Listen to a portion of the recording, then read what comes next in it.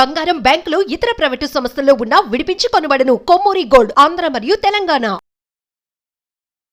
పోయిన వస్తువు దొరికిందంటే ఎంత హ్యాపీగా ఉంటుంది. నిజానికి విశాఖ పోలీసులను మనం అప్రిషియేట్ చేయాల్సిందే. ఎప్పటికప్పుడు దొంగతనం కేసులను కూడా ఛేదించి విలువైనటువంటి ప్రాపర్టీని మళ్ళీ బాధితులకు అప్పచెప్పినప్పుడు వాళ్ళ ఫేస్లో వస్తున్నటువంటి ఆ స్మైల్ రియల్లీ గ్రేట్ అనిపిస్తుంది. సో ఈరోజు కూడా లక్షల రూపాయలు విలువైనటువంటి ప్రాపర్టీ షో జరుగుతోంది. ఎలా పోయేవి ఇవి అంటే చాలా వరకు జస్ట్ పార్కింగ్లో పెడితే ఎవరిని ఎప్పుడు నమ్మాలో కూడా తెలియలేని సిచ్యువేషన్స్. సో చాలామంది బాధితులు కూడా మనతో పాటు ఉన్నారు. జస్ట్ 100కి కాల్ చేస్తే పోయిన కారు తిరిగి వచ్చేసింది అనమాట. సో ఎలా మిస్ అయింది, అసలు ఏంటి, ఈ డీటెయిల్స్ కూడా అడిగి తెలుసుకుందాం. హలో అండి. సో జనరల్గా 2 వీలర్స్ పోవడం ఓకే, బట్ కార్ చాలా ఎక్స్పాన్సివ్, ఎట్లా పోయింది అసలు? ఇది నేను మన Dwaraka Nagar Starbucks coffee shop దగ్గర కార్ పెట్టానండి. కార్ పెట్టి నేను కాఫీ షాప్కి వెళ్ళి వచ్చేసరికి కార్ అక్కడ మిస్ అయింది. వెంటనే ఇమీడియట్గా డైల్ 100 ఫోన్ చేశాను. డైల్ 100 ఫోన్ చేసిన వెంటనే ద్వారకా పిఎస్ స్టేషన్ వాళ్ళు వచ్చి అక్కడ నెక్స్ట్ ఏం ప్రాసెస్ చేసుకోవాలో దాన్ని బట్టి ఎఫ్ఐఆర్ ఫైల్ చేశారు. ఫైల్ చేసి మనకు ఒక 24 hours to 48 hours లోపలే కార్ని రికవర్ చేసి పెట్టారండి. I'm very happy about it. Thank you Visakhapatnam police and CP sir also. I'm very thankful to him. జనరల్గా వేలల్లో ఉన్నటువంటి వస్తువులే పోతే మనసు వెలవెల్లాడిపోతుంది. ఇంత ఎక్స్పాన్సివ్ కార్. యాక్చువల్గా కాఫీ తాగడానికి వెళ్తే కారు పోయింది అనేటప్పటికీ ఇదేదో సినిమాటిక్ దొంగతనంలా అనిపిస్తుంది. సో మీరు కూడా కొంచెం షాక్ అయ్యారా? అవునండి, నేను షాక్లో ఉన్నానండి. అప్పటి నుంచి కూడా షాక్లోనే ఉన్నాను. కార్ మిస్ అయింది. But I'm very happy that I got my car now. Thank you. ఎంత వరకు కార్? ఇది 40 lakhs ఉంటుందండి. మోడల్లో కూడా వోల్వో V40 R డిజైన్ అండి. ఇది 2019 మోడల్. నా ఫస్ట్ ఓనర్ అండి నేను. ఓకే. సో మీరు ఒక్కరు మాత్రమే కార్ డ్రైవ్ చేసుకుని వెళ్ళారు, పార్క్ చేశారు. ఏమైనా అనుమానం వచ్చిందా? ఒకవేళ ట్రాఫిక్ వాళ్ళు ఏమైనా రాంగ్ పార్కింగ్ అనుమానం వచ్చింది. నేను వెంటనే ట్రాఫిక్ వాళ్ళు కూడా ఏమైనా రాంగ్ పార్కింగ్లో చేసామని ట్రాఫిక్ వాళ్ళు కూడా ఏమైనా పర్టికులర్ ఏమైనా ఎంక్వైరీ చేసుకున్నాను. వెంటనే నియర్ బై పోలీస్ స్టేషన్స్ అవన్నీ కూడా ఎంక్వైరీ చేసుకున్నాను. లేదు, వాళ్ళు ట్రాఫిక్ వాళ్ళు ఏం తీసుకెళ్ళలేదు అని తెలిసిన తర్వాతే మనం వాళ్ళు కూడా వచ్చి వెంటనే డైల్ 100 చేయగానే వచ్చారు. వాళ్ళు కూడా చెక్ చేసి నో ట్రాఫిక్ వాళ్ళు ఏం తీసుకెళ్ళలేదని కన్ఫర్మ్ చేసుకున్నామండి. అప్పుడు మీకున్న సర్కిల్లో ఎవరికైనా కాల్ చేయాలనిపించిందా?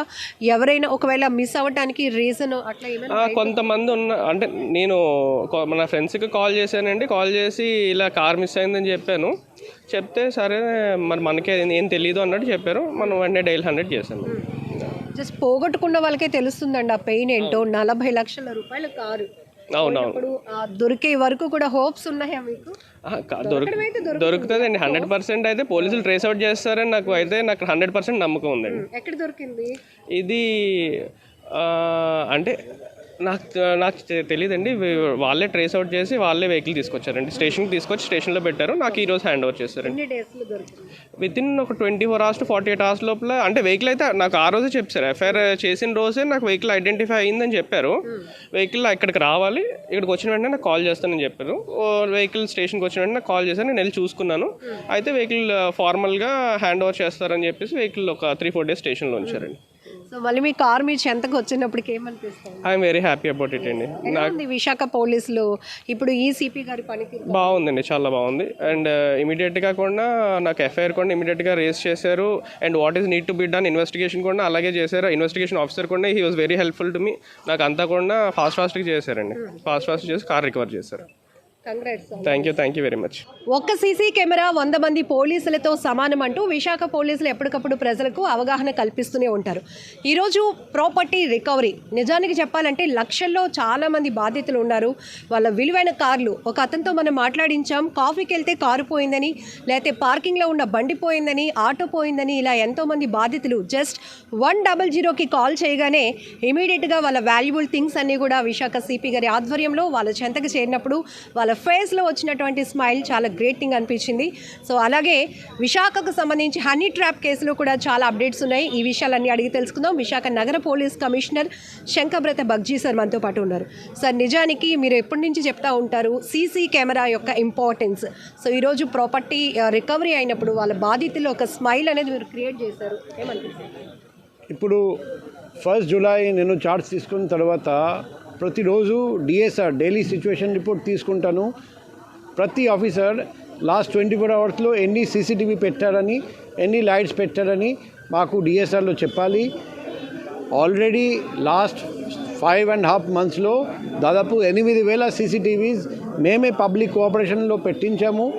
ఆ CCTV వలన ఒకవైపు క్రైమ్ నేరాలు అరికట్టడం, మరోవైపు నేరాలు జరిగిన వెంటనే ముద్దాయిలు అక్కడ క్లియర్గా కనిపిస్తారండి.